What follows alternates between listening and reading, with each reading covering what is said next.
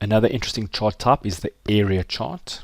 So what you'll see we've got here, we've got some information in months and destination networks. So I'm going to highlight it, go insert, we can go look for the area chart. There it is. Now I'll see the options are, there's this one called a stacked, sorry, that's a clustered, that's stacked 100%. Now the problem with this one is you can see it actually hides some data. So some of the data is hiding behind the other data. So we find that we don't often use that. So we're going to do the stacked one.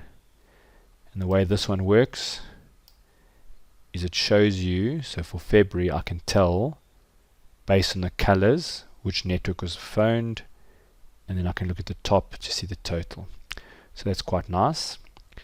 What I can do with this, which is fairly unique to this, is I can, and you'll see there's an option here called lines. So I'm going to add something called drop lines. When I put them in, you'll see it just draws some lines down, makes it a little bit easier on the eye to see where the corresponding points are.